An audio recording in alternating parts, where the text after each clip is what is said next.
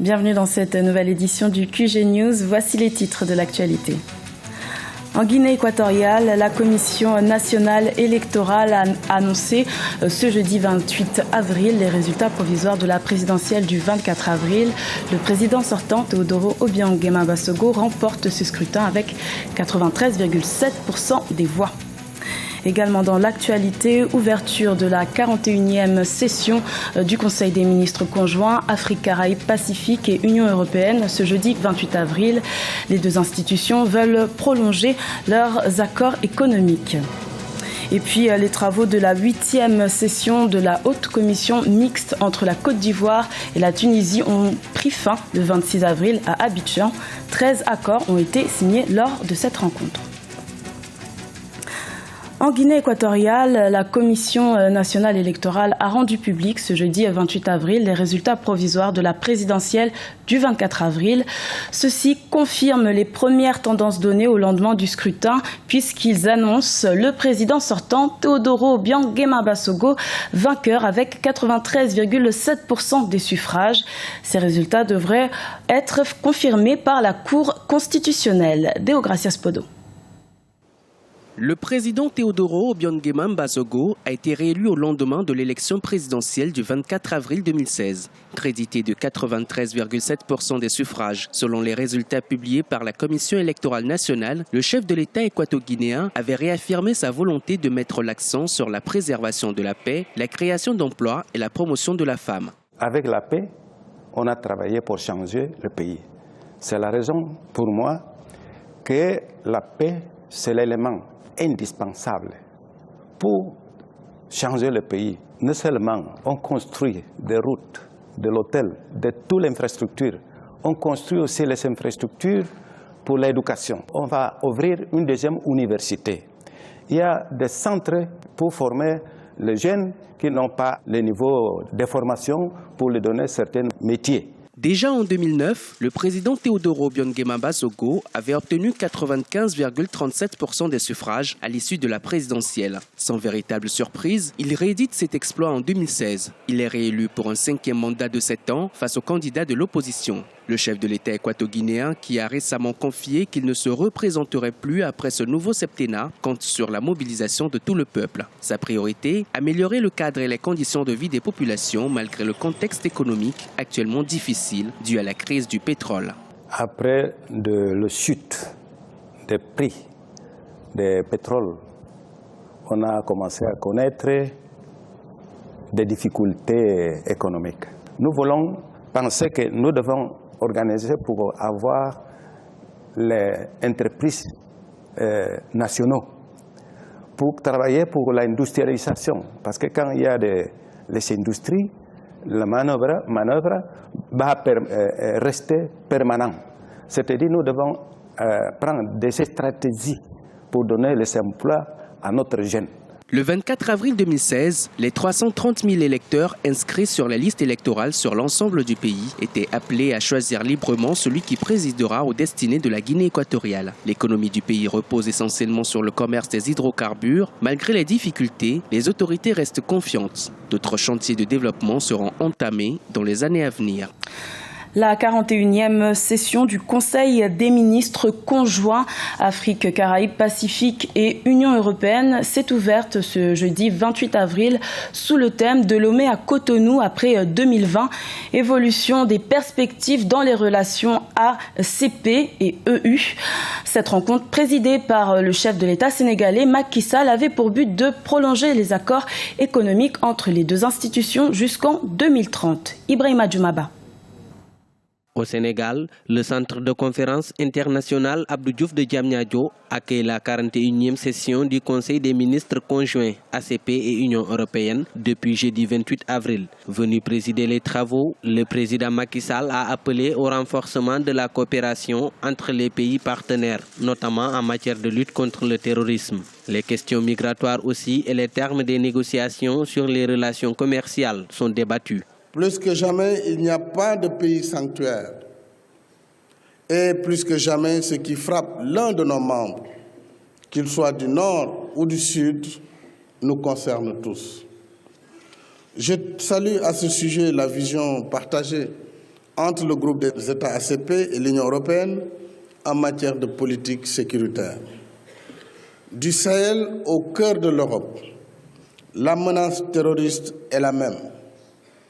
Nous devons donc agir ensemble pour y répondre en associant nos moyens, nos intelligences. Les 78 pays d'Afrique, Caraïbes et Pacifique débattent à Dakar des questions économiques, notamment des échanges commerciaux avec l'Union européenne. À ce niveau, le président Macky Sall invite les États de la communauté des États de l'Afrique de l'Ouest à signer les accords de partenariat économique afin d'entamer leur mise en œuvre. Nous avons mis du temps et consacré des efforts considérables pour négocier et adopter ces cadres stratégiques de notre coopération future.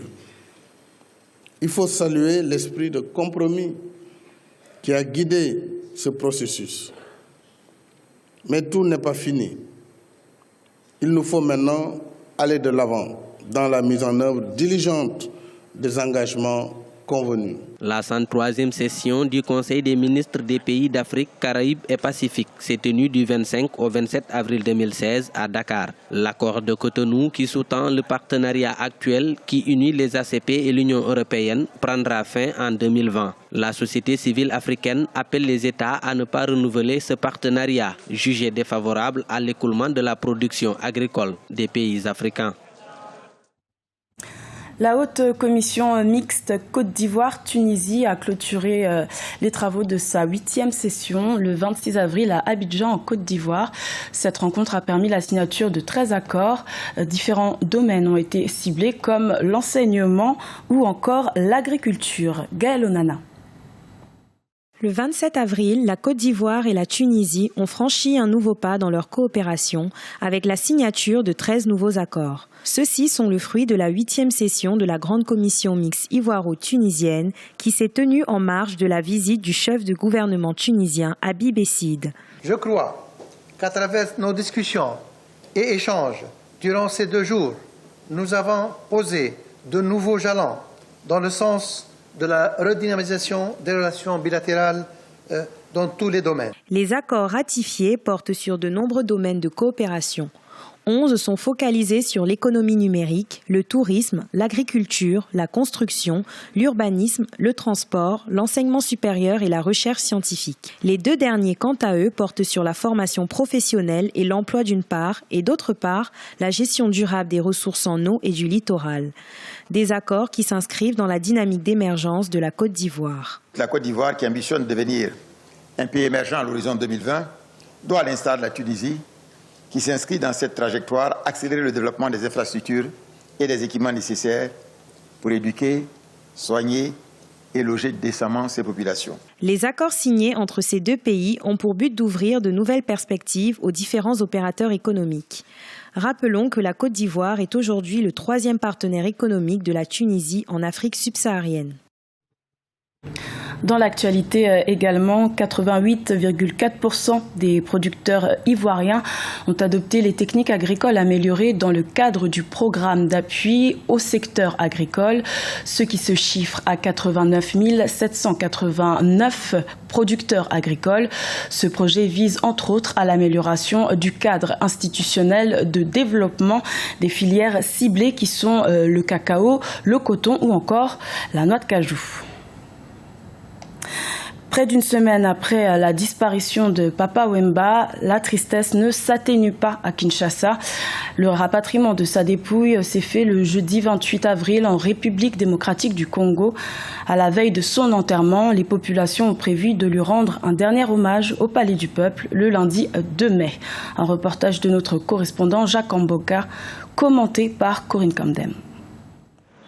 Kinshasa a accueilli jeudi 28 avril 2016 la dépouille du roi de la rumba congolaise, Papa Wemba, décédé le dimanche 24 avril en Côte d'Ivoire. C'est aux environs de 10h, heure locale, que le vol du Congo Airways, ramenant la dépouille de la star, a atterri à l'aéroport international de Ndjili. Au bas de la passerelle, les autorités congolaises avec en tête le Premier ministre Augustin Matata Ponyo, la famille et les amis du disparu. Papa Wemba, la star de la musique africaine, en sa qualité de chef coutumier, a eu droit à un hommage dû à son rang. Papa Wemba est chef coutumier. Papa Wemba était un chef coutumier, c'est ainsi que nous sommes venus l'accueillir par cette musique qui est une tradition. À la mort d'un chef coutumier, il est de notre coutume de chanter et danser à l'honneur de celui-ci. Nous jouons cet instrument appelé l'okombe. C'est un message afin d'informer tout le monde, disant « un chef est mort ». Alors que le peuple ivoirien rendait un dernier hommage au roi de la rumba congolaise le mercredi 27 avril en Côte d'Ivoire, à Matongé, le fief de Papa Wemba, dans la commune de Kasavubu, une grande soirée était organisée en son honneur. Depuis que la nouvelle nous est tombée comme un coup de foudre, en tout cas nous sommes retrouvés vraiment abattus, mais nous plairons un grand de la musique congolaise, un grand de la musique africaine qui est tombé les armes à la main. Papa Wemba est tombé sur les champs comme un commando qui était sur les fronts. Et il est tombé les armes à la main, il n'a pas baissé la garde. C'est voilà pourquoi aujourd'hui nous nous levons, nous sommes debout pour plairer ces grands musiciens. Les obsèques du patron de l'orchestre Viva la Musica se tiendront au stade des Martyrs de Kinshasa le lundi 2 mai. Il sera inhumé le mercredi 3 mai 2016 au cimetière de Nécropole, entre ciel et terre. En attendant, des soirées hommage à celui qu'on appelle affectueusement Papa se poursuivent à Matongé, où mode et musique font bon ménage. C'était le journal de la rédaction. Merci de l'avoir suivi. Retrouvez dans quelques instants une nouvelle édition de l'information sur Africa 24.